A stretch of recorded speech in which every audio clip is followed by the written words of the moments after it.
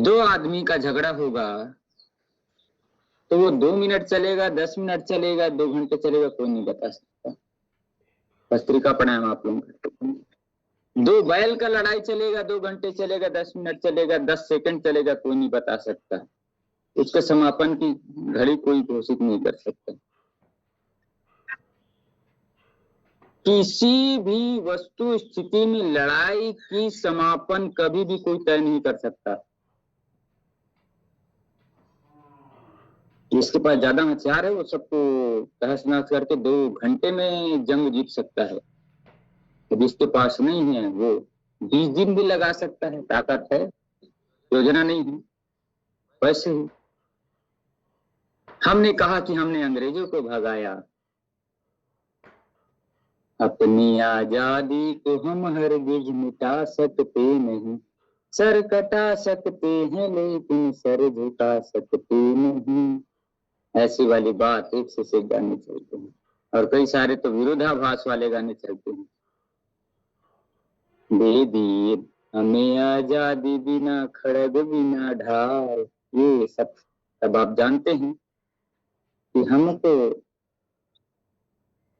7,32,000 से अधिक क्रांतिवीरों की कुर्बानियां हुई हैं। कितने अंग्रेजों को हमने मौत के घाट उतारे हैं। तब हमें आजादी मिली है। बगैर तोप चलाए, बगैर बंदूक चलाए, बगैर गोला बारूद दिए हमको आजादी नहीं हुई। तो बगैर अस्त्र शस्त्र के कुछ नहीं होता। इस देश में शस्त्र और शास्त्र दोनों की पूजा होती है। इसलिए भगवान विष्णु को भी देखिए तो एक हाथ में शंख रखें, एक हाथ में चक्र रखें, एक हाथ में गदा रखें, तो एक हाथ में पद्म रखे हैं। भगवान श्री रामचंद्र को भी देखेंगे तो एक हाथ में क्या रखे हैं? दुष्टों का अंत करना है, इसलिए धनुष बाण रखे हैं।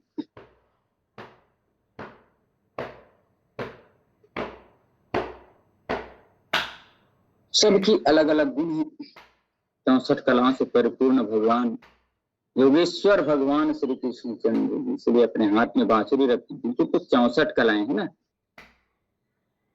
1-2 कलाएं भगवान श्री रामचंद्र जी ने कमी थी। कमी मतलब वो जानबूझ करके अपने उसमें रखे थे, क्योंकि उनको मर्यादा का पाठ दुनिया को पढ़ाना था।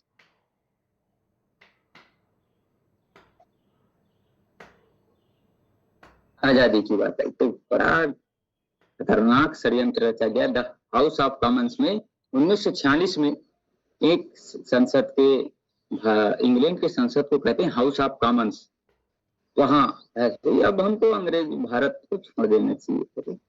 बहुत क्रांतिकारियों ने कहा हमको आजादी अभी लेनी, अभी तुरंत इनको भगाना है मारपीट करके।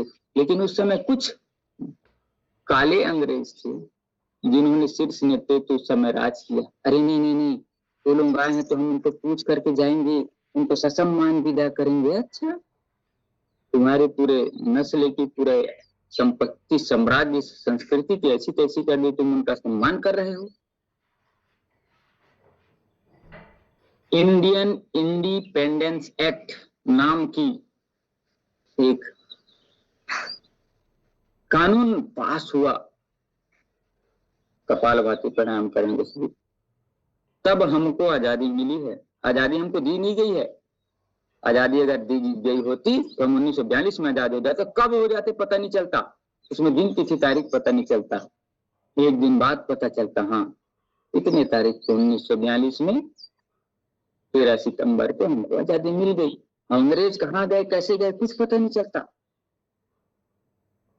अगले दिन संविधान सभा की बैठक होती कि हाँ, राज को कैसे करना, कैसे संविधान चलाना है, कैसे देश की व्यवस्था बनानी है। यहाँ तो सुनियोजित ढंग से भारत की ऐसी तैसी करना है। इसलिए इंडियन इंडिपेंडेंस एक्ट नाम का बिल पारित किया गया अंग्रेजी संसद में और भारत पे थोप दिया गया। और उस पे 2 इंडिपेंडेंस नेशन बनेंगे, वो है एक पाकिस्तान और एक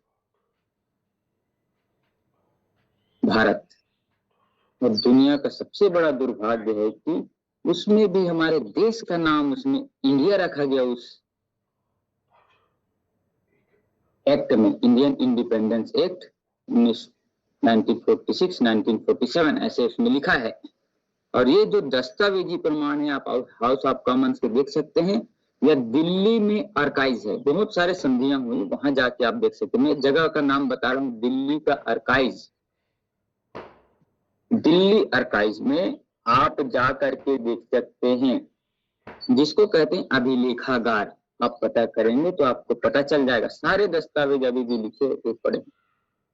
ट्रांसफर ऑफ पावर एग्रीमेंट हुआ है कि हम सत्ता का हस्तांतरण कर रहे थे, हम जैसे राज चलाए वैसे अब ये चलाएंगे। दुर्भाग्य की बात यह है कि हमारे देश का नाम बदल दिया गया, कितना दुर्भाग्य है बता। पाकिस्तान को पाकिस्तान ही बोलते हैं अंग्रेजी में, उसका कोई नाम नहीं। बांग्लादेश को बांग्लादेश ही कहते हैं और उसका कोई नाम नहीं। फ्रांस का फ्रांस नाम है उसका और कोई नाम नहीं है। अमेरिका का अमेरिका ही नाम है और कोई नाम है। लेकिन हमारा देश भारत तो वह हरे शीर्ष के उस समय के नेताओं, गद्दारों, दूसरा नाम रखने के लिए हामी भर दी भाई। सबसे पहले तो लात मार के लॉर्ड माउंटबेटन को भगाना था, उसको पहले गवर्नर जनरल बना दिया गया भाई, लॉर्ड माउंटबेटन। बड़ा दुर्भाग्यपूर्ण हमको ये आजादी मिली, आजादी दी गई है सोच समझ के। हाँ, हम भारत छोड़ेंगे, इस तारीख को छोड़ेंगे, इतने दिन में छोड़ेंगे। विश्व विजेता उस समय वो दादागिरी करने निकले थे इंग्लिश टीम, तो 15 अगस्त को लोग मानते थे, इसलिए 15 अगस्त को दिए। पहले से ड्राफ्ट बनाए, ये बनाए वो बनाए। तो आप खुद समझिए कि दो लोगों की लड़ाई होती, कब समाप्त होगा पता नहीं, कब दूसरा खत्म हो जाएगा पता नहीं चलता। ये होता है कैसे, 10 मिनट लड़ाई चलेगी, 11 मिनट में वो मरेगा, फिर उसकी संत, ऐसे नहीं होता।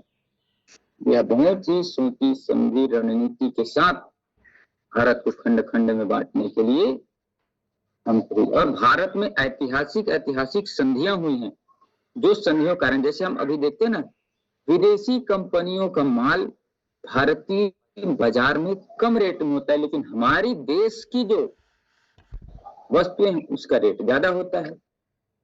मोबाइल ले लो, टीवी ले लो, बहुत सारी चीजें। इसमें भी अंतरराष्ट्रीय संधियों के मकड़ जाल में हम फंसे हुए। The top power of the transfer of power agreement होता है इंडियन इंडिपेंडेंस से, ये हमको बहुत ज्यादा नुकसान किया है। इसी के कारण हम लोग कई जगह का नाम अभी भी अंग्रेजी पे, तो धीरे धीरे धीरे कितने बताए 34,735 कानून, सब तो धीरे धीरे बदलना, थोड़ा थोड़ा संशोधन हो रहा है। बहुत ज्यादा दुर्भाग्य की बात है, गुलाम रहे।